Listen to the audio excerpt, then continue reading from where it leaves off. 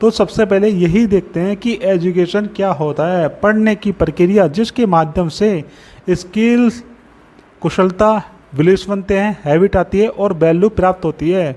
शिक्षा के माध्यम से मनुष्य आत्मनिर्भर और स्वार्थी प्रवृत्ति का त्याग कर देता है। ऋग्वेद में भी ऐसा कहा गया है, शिक्षा ही जीवन है और जीवन ही शिक्षा, ये कहा था लोज ने। शिक्षा अपने को पहचानना तथा मनुष्य की सेवा करना सिखाता है। गुरु नानक देव जी ने ऐसा कहा था। 12वीं के बाद जो भी कोर्स करते हैं किसी भी संस्थान या विश्वविद्यालय से, वो हायर एजुकेशन के अंतर्गत आते हैं। भारत में शिक्षा व्यवस्था, चलिए देखते हैं। सबसे पहले एलिमेंट्री एजुकेशन, अनिवार्य शिक्षा। उसके दो पहलू होते हैं। पहला होता है प्राथमिक शिक्षा जो कक्षा 1 से लेकर कक्षा 5 तक होता है। दूसरा होता है माध्यमिक शिक्षा जो कक्षा 6 से लेकर कक्षा 8 तक होता है। फिर आता है आपका सेकेंडरी एजुकेशन जिसमें आता है सेकेंडरी जो कक्षा 9 से 10 तक होता है। फिर आता है आपका सीनियर सेकेंडरी जो कक्षा 11 से 12 तक होता है। उसके बाद आता है टर्सरी एजुकेशन जिसमें आती है आपकी हायर एजुकेशन जिसमें डिग्री प्राप्त होती है। दूसरा आता है आपका वोकेशनल एजुकेशन जिसमें आप स्किल सीखते हैं, कोर्स करते हैं। ठीक, तो अब देखते हैं हम यहाँ पर हायर एजुकेशन के प्रकार। सबसे पहले देखेंगे जनरल एजुकेशन, जब हम कॉलेज या विश्वविद्यालय में पढ़कर डिग्री प्राप्त करते हैं। फॉर एग्जांपल बीए की डिग्री, ठीक, एमए की डिग्री, एमकॉम की डिग्री, बीएससी की डिग्री, ये सब।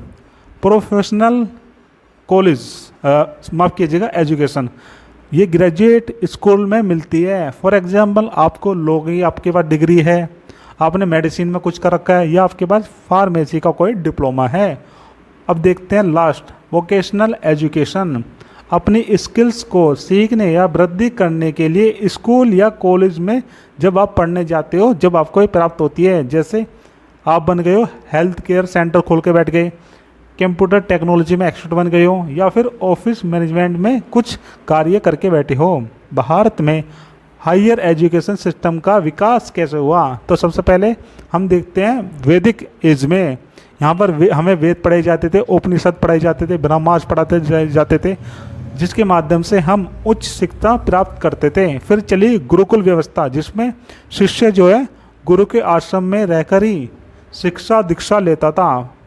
आज़ादी से पहले जब ब्रिटिश आए तो उन्होंने भी अपनी शिक्षा पद्धति भारत में लागू की, जिन्होंने भारत में अंग्रेजी लैंग्वेज को इंट्रोड्यूस किया था। प्रशासनिक नौकरियों के लिए मानव शक्ति मिल सके इसलिए उन्होंने इंग्लिश का भारत में विकास किया था। अपने माल के लिए अच्छा बाजार भी मिल सके, तो सबसे पहले ये एक एक्ट लाए थे। यहाँ पे इन्होंने एक सोसाइटी बनाई थी, इसका नाम था एशियाटिक सोसाइटी ऑफ बंगाल, जो बनाई थी 1784 में। इसमें क्या करा है इन्होंने, इंग्लिश कॉलेज के साथ इंग्लिश स्कूल भी खोले। बॉम्बे में खोला था विल्सन कॉल ने, मद्रास में खोला था क्रिस्टियन कॉल ने, और आगरे में खोला था सेंट जॉन्स कॉल ने। 1813 में ये चार्टर एक्ट आया था, तो उसमें क्या हुआ, इन्होंने साइंटिफिक नॉलेज को बढ़ावा दिया। 1 लाख रुपए प्रतिवर्ष एजुकेशन पर इन्होंने कहा कि हम उठाएंगे। इन्होंने हिंदू कॉलेज खोला था कलकत्ता में, कब, 1817 में। 1823 में general committee of public instruction, माफ़ कीजिएगा, इंस्ट्रक्शन, इसमें क्या करा उन्होंने, वेस्टर्न एजुकेशन को प्रमोट किया था। 1835 में मैकेल आए तो उन्होंने भी क्या करा, एलिमेंट्री एजुकेशन को बढ़ावा दिया, साथ में सेकेंडरी एजुकेशन को भी बढ़ावा दिया। इंग्लिश बुक्स बनाई जो इन्होंने फ्री में बांटी या फिर बहुत कम पैसे देकर दी। इंग्लिश को कोर्ट की भाषा भी बना दिया गया। किसकी भाषा बना दिया है, कोर्ट की। 1854 में आया वुड्स डिस्पैच, जिसे Magna Carta of English education in India कहा जाता है। Higher education and school level पर स्टडी जो होगी इंग्लिश मीडियम में ही होगी। 3 विश्वविद्यालय बनाए गए थे जो बॉम्बे, मद्रास और कलकत्ता में खोला गया था। 1882 से 1883 में हंटर कमीशन आया था। इसने क्या करा, प्राइमरी एंड हायर एजुकेशन को दोनों को सेपरेट कर दिया, दोनों को अलग अलग कर दिया था। यूनिवर्सिटी को कॉलेज को अपने अंडर मैनेज करना प्रारंभ कर दिया था। 1902 में इंडियन यूनिवर्सिटी कमीशन आया जिसमें कहा गया कि कोई भी नई यूनिवर्सिटी नहीं बनेगी। डिग्री कोर्स जो है 3 वर्ष का होगा। यूनिवर्सिटी को लाइब्रेरी दी इन्होंने और लेबोरेटरी लैब भी दे दी थी। 1917 में सैडलर कमीशन आया। इसमें कहा गया कि 12वीं के पास यूनिवर्सिटी में आप दाखिला ले सकते हो। इन्होंने यहाँ पे कहा कि CABE होना चाहिए जिसका अर्थ था central advisory board of education. अब देखते हैं आगे। 1937 में अबोट वुड रिपोर्ट आई थी जिसमें कहा गया कि इंग्लिश मीडियम होना चाहिए यूनिवर्सिटी लेवल पर। अगर यूनिवर्सिटी में कोई बच्चा पढ़ रहा है तो उसका जो लेवल है स्टडी का वो इंग्लिश मीडियम होना चाहिए। वोकेशनल एजुकेशन होनी चाहिए, ऐसी सिफारिश भी की गई थी। 1944 में सर्जेंट रिपोर्ट आई जिसमें कहा गया 6 से 14 वर्ष के बच्चों को फ्री एजुकेशन मिलनी चाहिए। इसमें UGC की स्थापना की बात भी की गई थी। फिजिकली एंड मेंटली हैंडीकैप्ड बच्चों को एजुकेशन के लिए प्रोत्साहित भी किया गया था।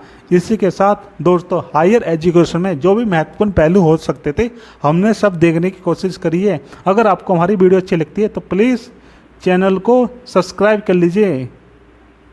चैनल को क्या कर लीजिए, सब्सक्राइब। चलिए शुरू करते हैं। तो सबसे पहले ये देखते हैं कि संप्रेषण क्या होता है, कम्युनिकेशन क्या है। लैटिन शब्द कम्युनिकेट या कम्युनिस्ट से लिया गया जिसका अर्थ होता है समन्वय होना। क्या होता है, समन्वय होता है। संचार का अर्थ होता है तथ्यों, विचारों, सूचना और आवश्यकताओं का समन्वय करना। संचार भाषा लेखन या संकेत के माध्यम से विचार, सूचना, संदेश इत्यादि का हम आदान प्रदान करते हैं। चलिए अब देखते हैं संचार की प्रक्रिया देखते हैं पहले। तो क्या सबसे पहले जो उसकी प्रक्रिया, सबसे पहले क्या होना चाहिए आपके पास, सबसे पहले हमारे पास होना चाहिए सेंडर जो भेजेगा। दूसरा फिर हमारे पास कोई संदेश भी होना चाहिए। फिर हमारे पास एक भाषा लिपि भी होनी चाहिए। उसके साथ कोई माध्यम होना चाहिए जिसके माध्यम से उसको भेजेगा। फिर प्राप्तकर्ता भी होना अति आवश्यक है। उसके बाद जो हमने भेजा था संदेश वो उसके पढ़ने लायक है या नहीं ये भी होना चाहिए। और नंबर 7 जो सबसे अंतिम है, फीडबैक यानी उसकी प्रतिक्रिया क्या है। जब तक ये सातों चीज़ पूरी नहीं होगी तो संचार की प्रक्रिया, कम्युनिकेशन की जो मेथड है वो कभी भी पूरा नहीं होगा। संचार की जो विशेषताएं क्या होती है, इसके लिए 2 या 2 से अधिक व्यक्तियों का होना अति आवश्यक है। विचारों का आदान प्रदान भी होना चाहिए, आपसी समूह होना चाहिए, सतत प्रक्रिया होनी चाहिए। शब्दों के साथ प्रतीकों का भी प्रयोग हम इसमें करेंगे। संचार की प्रक्रिया कुछ ऐसे होती है, कैसे, प्रेषक के पास एक जानकारी विचार होना चाहिए। प्रेषक शब्द या प्रतीक में के विचार का कूटवाचक करता हो। माध्यम या जो चैनल है के माध्यम से संदेश भेजा जाना चाहिए। प्राप्तकर्ता संदेश प्राप्त करता है और उसका कूटवाचक करेगा। प्राप्तकर्ता प्रेषक को प्रतिक्रिया भी देगा। संचार के जो 7 महत्वपूर्ण जो रूल है किसके, CF जो प्रभावी संचार है, इफेक्टिव कम्युनिकेशन है, उसके 7 जो C है वो क्या क्या है। पहला है स्पष्टता यानी क्लियरिटी होनी चाहिए उसमें। दूसरा आपका उसमें संक्षिप्त यानी वो आपका कंसाइन होना चाहिए। दूसरा आपका कंसाइन होना चाहिए। तीसरा यथार्थपूर्ण होना चाहिए यानी करेक्ट होना चाहिए। जो 4th है सुसंगत, ठीक, सुसंगत होना चाहिए यानी करेक्ट होना चाहिए। एक तरह से ऐसा कह सकते हैं हम, कोरेंट होना चाहिए, ठीक। नंबर 5 पूर्णता होना चाहिए यानी कंप्लीट होना चाहिए। नंबर 6 जो है आपका, नंबर 6 आपका है इसमें विनम्रता होनी चाहिए, ठीक, विनम्रता होनी चाहिए। ये सब चीज़ें उसमें होना अति आवश्यक है। जब भी आपका जो संप्रेषण, जो आपका संचार है वह अच्छे तरीके से इम्प्रेसिव होगा, प्रभावी होगा। अब देखते हैं संचार के 4S कितने, जो संचार के 4S होते हैं क्या क्या। पहला आपका वो शॉर्ट होना चाहिए, उसमें लघु होना चाहिए, लघुता होनी चाहिए, शॉर्टनेस होनी चाहिए। दूसरा है सहजता होनी चाहिए, उसमें सिंपलिसिटी भी होनी चाहिए। तीसरा क्या है, सशक्त सशक्त होना चाहिए, स्ट्रेंथ होनी चाहिए इसमें। और जो आपका फोर्थ है ये है सत्यता, इसमें सिंसियरिटी भी होनी अति आवश्यक है, सिंसियरिटी होनी भी अति आवश्यक है इसमें। अब देखते हैं आगे हम संचार का प्रयोजन या उद्देश्य क्या हो सकता है। तो ठीक है, देखते हैं। जानकारी प्राप्त करना या प्रदान करना, निर्देश या सुझाव या सलाह मांगना या देना, अनुरोध करना, अन्य लोगों को स्वयं से सहज होने के लिए समझाना, ये सब इसके प्रयोजन या उद्देश्य हो सकते हैं। प्राप्तकर्ता के आधार पर वर्गीकरण करते हैं। सबसे पहले देखते हैं इंट्रापर्सन संवाद, व्यक्ति द्वारा मस्तिष्क में स्वयं से वार्तालाप करना। एग्जाम्पल, जब नाट्य कार्यों में जनांकित या आत्मभाषण देना। दूसरा होता है अंतर्वैयक्तिक संवाद, इसमें क्या होता है, दो व्यक्तियों के बीच तथ्यों, सूचना व संदेशों का आदान प्रदान होता है, जिसको हम ऐसा समझ सकते हैं जब इंटरव्यू देना जाते हैं। इसके बाद होता है तीसरा, यह है समूह संवाद, जब दो या दो से अधिक व्यक्तियों के बीच बातें हो, इसको कहते हैं हम समूह संवाद, जिसमें संगठन, क्लब या कक्षा हो सकती है। फिर होता है आपका व्यापक संवाद, बड़े स्तर पर लोगों को सूचना देना, जैसे समाचार पत्र या रेडियो के माध्यम से देना। नियोजित माध्यम के आधार पर संचार या संप्रेषण। भाषिक संवाद, लिखित या मौखिक रूप से संदेश का आदान प्रदान। सांकेतिक संवाद, संकेतों, चेहरों की अभिव्यक्ति, शारीरिक भाषा व इशारों के माध्यम से। मेटा संवाद, जब वक्ता द्वारा चुने हुए शब्द वास्तविक अर्थ ना बताकर विपरीत अर्थ बताते हो। एग्जाम्पल, आपको देखकर खुशी हुई और आंखें विपरीत इशारा कर रही हो। अनौपचारिक संवाद, कंपनी में जब सूचनाएं औपचारिक रूप से ना मिलकर कर्मचारियों के माध्यम से एक दूसरे मिले, उसको कहते हैं अनौपचारिक संवाद। एग्जाम्पल, आदेश, ऊपर की ओर, नीचे की ओर का संवाद। औपचारिक संवाद, जो अधिकतर प्रबंधकों या किसी विशिष्ट संगठन के पदासीन लोगों द्वारा नियंत्रित हो, जैसे कोई भी सूचना या ज्ञापन, अनुस्मारक इत्यादि इस पद पर अनुपालन करते हैं। अब देखते हैं औपचारिक संवाद। कौन सा? औपचारिक संवाद। इसमें सबसे पहले देखेंगे हम इसमें अधोमुखी संवाद, वो संवाद जो ऊपर से नीचे की ओर जाए, जो शीर्ष प्रबंधन से पदानुक्रम में अधीनस्थ की ओर जाए, जैसे निर्देश, नीतियाँ, आदेश, नियम या सूचना। अब देखेंगे अपरिमुखी या ऊपरीमुखी संवाद, नीचे से जो ऊपर की ओर जाए, अधीनस्थ से प्रबंधक तक जाए, जैसे रिपोर्ट, शिकायतें, सुझाव या प्रतिक्रिया। क्षैतिज या पार्श्व संवाद, जो समान स्तर पर हो। एग्जाम्पल, सूचना, अनुरोध, समन्वय, समस्या, सुझाव। विकर्ण या ओढ़े पीछे संवाद, विभिन्न व्यक्तियों के बीच सूचनाओं का प्रवाह, जैसे मार्केटिंग विभाग में देखने को मिलता है। कहाँ पे देखने को मिलता है? मार्केटिंग विभाग में। अब देखते हैं जो संवाद में या संचार में या कम्युनिकेशन में बाधाएं आती है, वो कौन कौन सी होती है। पहले देखते हैं संगठनात्मक बाधाएं, जो संगठन के द्वारा उत्पन्न की गई हो, जैसे अत्यधिक प्राधिकरण शर्तें, संवाद नीति की अनुपस्थिति, नकारात्मक संगठनात्मक वातावरण, सूचना को इच्छानुसार तोड़ना मोड़ना, इसको कहते हैं निष्पंदन। अब देखते हैं व्यक्तिगत बाधाएं क्या क्या होती है। व्यक्तित्व में विभिन्नता के कारण, बोधात्मक विभिन्नता के कारण, रूढ़िवादिता, असावधानी के कारण और प्रभाव मंडल प्रभाव के कारण। भौतिक बाधाएं क्या क्या होती है, जैसे पर्यावरण, मौसम, परिस्थितियाँ, दूरी, विभिन्न कार्यालयों के कार्यरत में, माध्यम की अनभिज्ञता। अब देखते हैं मनोवैज्ञानिक बाधाएं क्या क्या होती है। ध्यान में कमी, स्मृति क्षमता में कमी, भावनाएं, समयपूर्ण मूल्यांकन, अनुभूति, विचार, बिंदु, नजरिया व अनिमत। अब देखते हैं सांस्कृतिक बाधाएं क्या कहते हैं। जैसे भाषा, भैया उस भाषा का आपको नॉलेज नहीं है तो आप कैसे कर पाओगे। चिन्ह और संकेत, घिसा पिटा और पूर्वाग्रह, व्यवहार व मान्यताएं।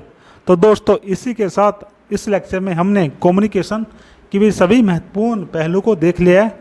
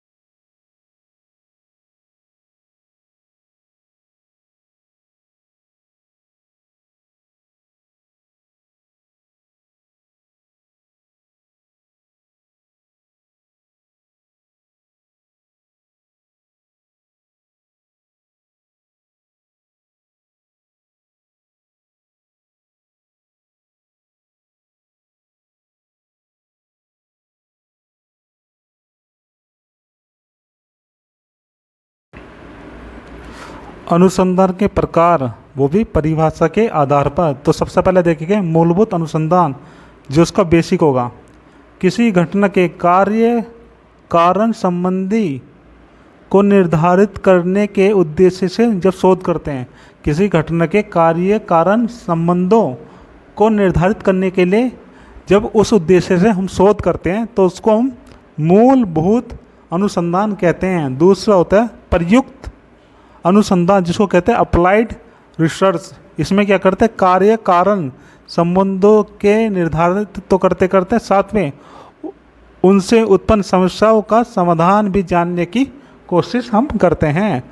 अनुसंधान के सोपान या कह सकते हैं स्टेप। तो सबसे पहले क्या होता है, सबसे पहले हम देखते हैं समस्या का चयन करते हैं कि समस्या क्या है। फिर उसके लिए एक परिकल्पना बनाते हैं, हाइपोथेसिस बनाते हैं। फिर हम जो शोध है उसकी रूपरेखा तैयार करते हैं। उसके बाद हम आंकड़ों का संकलन करते हैं। फिर हम उन जो हमारे पास आंकड़े हैं उनका हम क्या करते हैं, उनका करते हैं विश्लेषण। उसके बाद हम पहुंचते हैं किसी निष्कर्ष पे, यानी किसी डिसीजन पे। उसके बाद हम पहुंच जाते हैं किसी डिसीजन पे। ठीक, अब देखते हैं स्वतंत्र चर होते हैं, इंडिपेंडेंट वेरिएबल होते हैं। ये क्या होते हैं, इसमें कारण चर, प्रभावित करने वाला चर।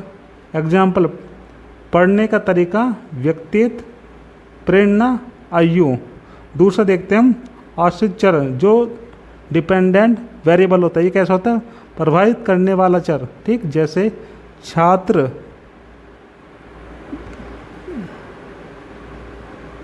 जो अध्यापक से प्रभावित है। इसमें क्या है, जो छात्र है वो प्रभावित हो रहा है किससे, अध्यापक से। तो वो किस पे डिपेंड है, अध्यापक पे डिपेंड है। इस तरीके से है। चलिए अब देखते हैं आगे अनुसंधान की विधियाँ देखते हैं। क्या देखते हैं, अनुसंधान की हम विधियाँ देखते हैं। तो सबसे पहले देखेंगे हम अनुसंधान की ऐतिहासिक जो विधि है, ऐतिहासिक अनुसंधान। सबसे पहले देखेंगे हम ऐतिहासिक अनुसंधान। ये क्या होता है, आंकड़ों का संग्रह तथा विश्लेषण। इसमें क्या करते हैं, आंकड़ों का संग्रह और विश्लेषण करते हैं। जैसे टाइम, धातु कब मिले, ये सब चीज़। जैसे स्मारक हो गए, आपको प्राचीन भारत में देखने को मिलता है, सिक्के और दस्तावेज। इसी के आधार पर ही हम प्राचीन इतिहास का विवरण करते हैं। ऐतिहासिक समस्याओं के वैज्ञानिक विश्लेषण से, जैसे प्राचीन काल या भूतकाल, प्राथमिक तथा गौण है, ठीक। प्राथमिक तो सत्य ही होगा और गौण जो है वो सत्य नहीं होगा, तो इसलिए यहाँ पे प्राथमिक पर ज़्यादा ध्यान दिया जाता है। अब देखेंगे हम वर्णनात्मक अनुसंधान। कौन सा? वर्णनात्मक अनुसंधान वर्तमान से संबंधित होता है। यह वर्तमान स्थिति का स्पष्टीकरण, भविष्य के नियोजन तथा परिवर्तन में सहायता प्रदान करता है। क्या है का विश्लेषण द्वारा किया जाता है, कारण क्या है और शोध क्या है, ये इसका मुख्य आधार होता है। अब देखते हैं प्रयोगात्मक अनुसंधान। कौन सा? प्रयोगात्मक अनुसंधान। इसमें क्या करते हैं? इसमें हम नियंत्रित दशाओं में किए गए परीक्षण का ही प्रयोग कहते हैं। क्या करते हैं? जब हम किसी नियंत्रित दशाओं में निरीक्षण करें तो उसको ही हम प्रयोग कहते हैं। जॉन स्टीवर्ट के नियम एकल चर पर आधारित होते हैं। यह उन्नत विधि है जिसके अंतर्गत हम किसी ठोस समस्या का समाधान प्रस्तुत करते हैं।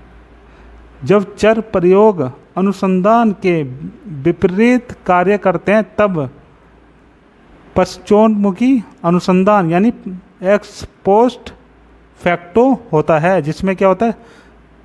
समाजशास्त्रियों का समाज पर असर होता है जब आश्रित चर स्वतंत्र चर की ओर जाएगा। कब? जब आश्रित चर स्वतंत्र चर की ओर जाएगा। अब देखते हैं हम क्रियात्मक अनुसंधान। कौन सा? क्रियात्मक अनुसंधान जो करते हैं हम केस स्टडी के आधार पर। इसमें क्या होता है? कक्ष संबंधी सभी समस्याओं का निदान संबंधी है, अध्ययन संबंधी, नियोजन या विकास हेतु। इसको हम विकास हेतु भी करते हैं। तो दोस्तों हमने कौन कौन सी देखी? सबसे पहले देखी हमने ऐतिहासिक अनुसंधान, फिर देखा हमने वर्णनात्मक अनुसंधान, फिर देखा प्रयोगात्मक अनुसंधान, फिर देखा हमने क्रियात्मक। जो ऐतिहासिक है ये प्राचीन चीज़ों पर आधारित होता है। जो वर्णनात्मक है ये उसके जब हम किसी चीज़ को देखते हैं तो उसको अच्छे से समझने की कोशिश करते हैं। प्रयोगात्मक क्या है? इसमें क्या है? हम अप्लाई करते हैं। इसमें क्या अप्लाई करते हैं। और जो क्रियात्मक है ये स्टडी के बेस पे होता है। अब देखते हैं वर्णनात्मक अनुसंधान के प्रकार। जो हमने पढ़ा था ये वर्णनात्मक अनुसंधान, इसके 2 प्रकार होते हैं, माफ़ कीजिएगा 3 प्रकार होते हैं। पहला है सर्वेक्षण अध्ययन, जबकि सर्वे या स्वयं जाकर लोगों से पूछा जाए या मिलकर शोध किया जाए। सर्वेक्षण में क्या होता है? जब सर्वे करते हैं या तो हम लोगों से जाकर पूछते हैं या हम उनसे जाकर स्वयं खुद ही मिलते हैं। अंतर संबंधी अध्ययन, 2 जगहों को लेकर या 2 समयों को लेकर या 2 लोगों को लेकर किया हुआ शोध जिसमें अंतर होता है। जब उसमें अंतर देखते हैं तो उसको कहते हैं अंतर संबंधी अध्ययन। फिर होता है विकासात्मक अध्ययन, अनुदैर्घ्य यानी लॉन्गिट्यूडनल इसको कहते हैं। सभी समुदायों का अलग अलग शोध करते हैं, जैसे कक्षा 6, 7, 8 के अलग अलग सबका करते हैं। प्रतिनिधियात्मक जिसको कहते हैं क्रॉस सेक्शनल, सभी समुदायों का एक साथ शोध करते हैं, जैसे कि 1650 वर्ष के सभी व्यक्ति इस तरीके से करते हैं। तो दोस्तों इसी के साथ हमने रिसर्च मैथोलॉजी वाला चैप्टर जो है कंप्लीट कर लिया है और इसके जो भी विजन करेंगे। चलिए देखते हैं शिक्षण अभियोग्यता क्या होती है। शिक्षकों के मूल्यांकन के लिए यह एक अनिवार्य तत्व होता है। अभ्यर्थियों के प्रदर्शन का मूल्यांकन करने में सहायक जो शिक्षा के पेशे में भविष्य बनाना चाहते हैं उनके लिए यह अति आवश्यक होता है। सफल शिक्षक बनने के लिए आवश्यक गुणों को रेखांकित करती है। शिक्षण की जो अवधारणा है ये क्या है? सबसे पहले ये जानने की कोशिश करते हैं। औपचारिक तथा अनौपचारिक दोनों रूप में शिक्षण होता है। शिक्षण को एक क्रियाकलाप में परिभाषित करने के लिए इसलिए भी शिक्षण की अवधारणा बनाई गई है, जिससे बच्चे ज्ञान व कौशल प्राप्त करते हैं। क्या करते हैं बच्चे? ज्ञान और कौशल प्राप्त करते हैं। शिक्षण की विशेषताएं देखते हैं। चलिए देखते हैं क्या क्या विशेषताएं है। अध्ययन व प्रशिक्षण की लंबी समय अवधि शामिल होनी चाहिए।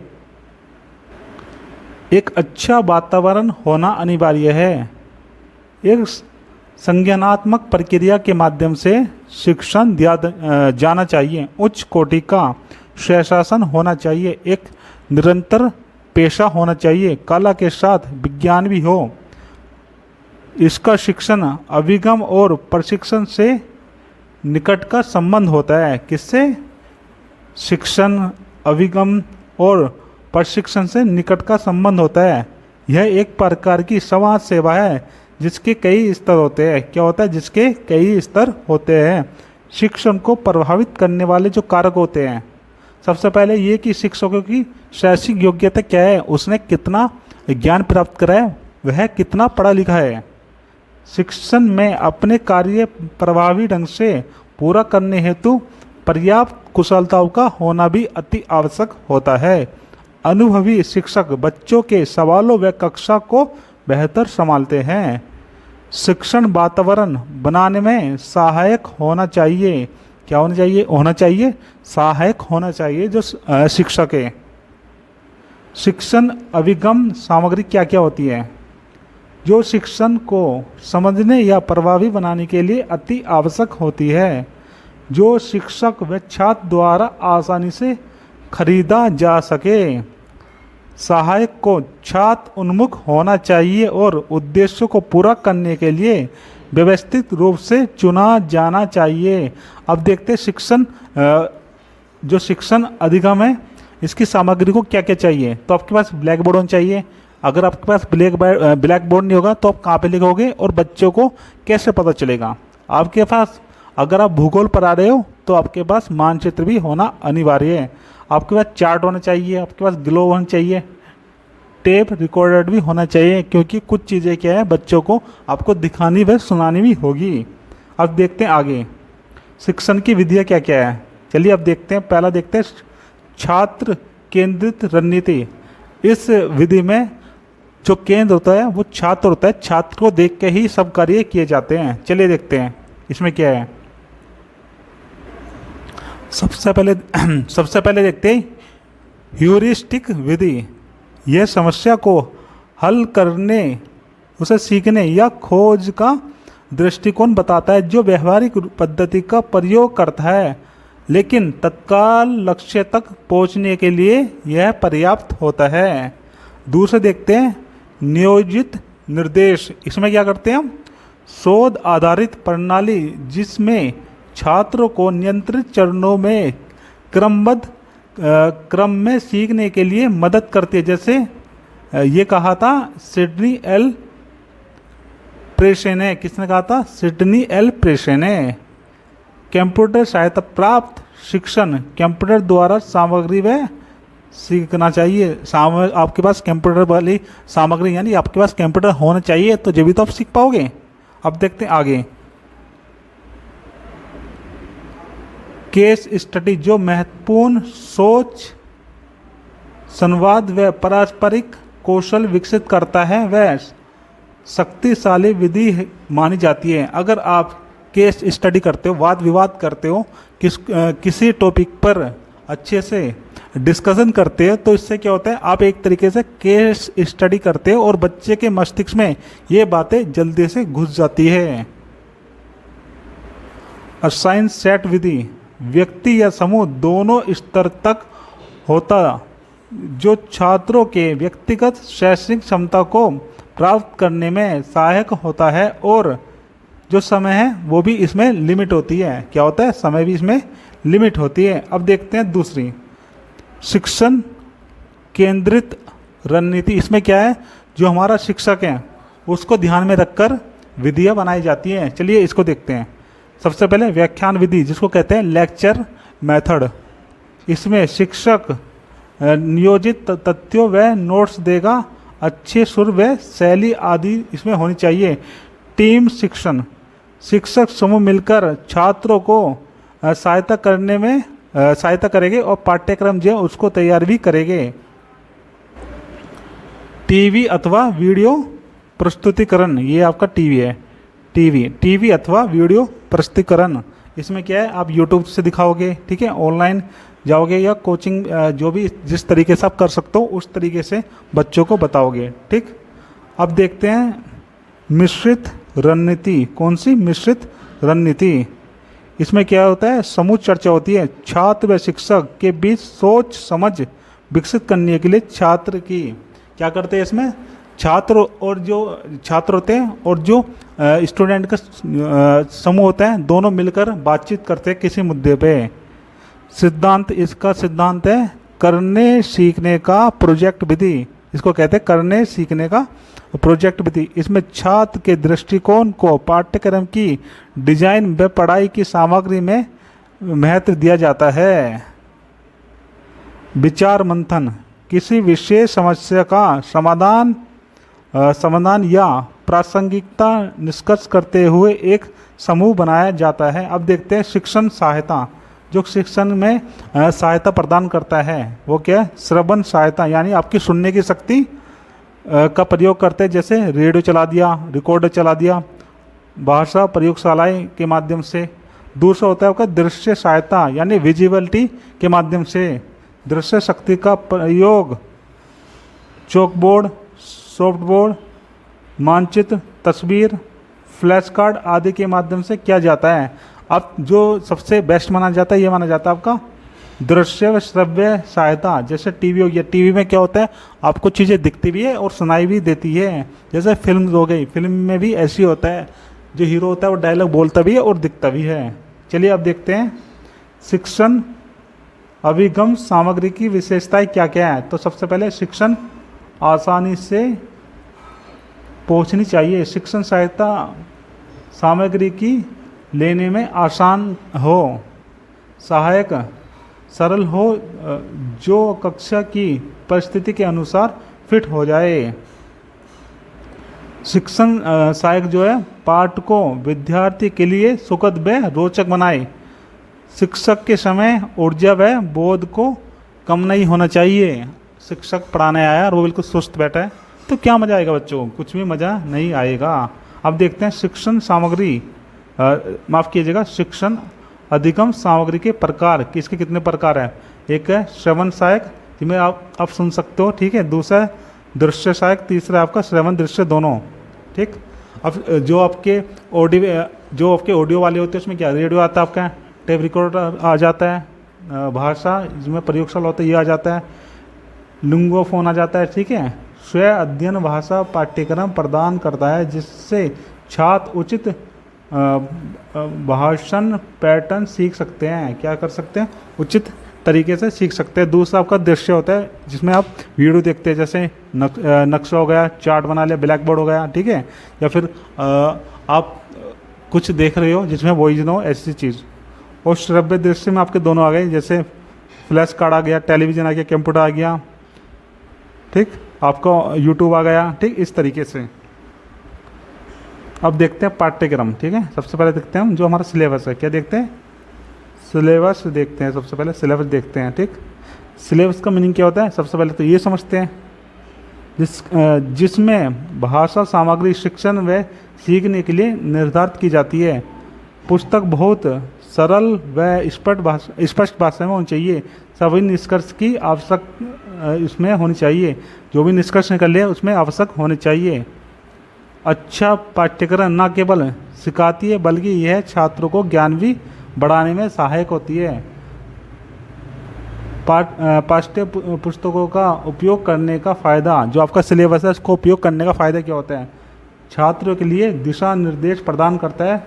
शिक्षकों व विद्यार्थी के लिए अर्थात दोनों के लिए मार्गदर्शन व अधिविख्यान, माफ़ कीजिएगा विख्यान, ये थोड़ा मिसप्रिंट होता है, अभिविख्यान की एक रूपरेखा तैयार करता है। चलिए अब देखते हैं उद्देश्य क्या होता है। शिक्षण और सीखने की प्रक्रिया में महत्वपूर्ण भूमिका निभाता है। गतिविधि स्तर, इकाई स्तर और पाठ्यक्रम स्तर पर पाठ्यक्रम रूपांतर पाठ्यक्रम विकास की प्रक्रिया का एक अभिन्न अंग होता है। अब शिक्षण सामग्री का चयन, जो ये सामग्री आपकी प्रासंगिक होनी चाहिए, रियलिस्टिक होनी चाहिए, व्यवहारिक होनी चाहिए, प्रैक्टिकली होनी चाहिए, उद्देश्य प्राप्ति में सफल हो, माफ़ कीजिएगा सरल हो, शिक्षार्थी केंद्रित होने चाहिए, सरल और शिक्षाप्रद होनी चाहिए। इसमें ये सारे गुण होने अति आवश्यक है। इसी के साथ हमने इस लेक्चर में टीचिंग एप्टीट्यूड ख़त्म कर लिया है।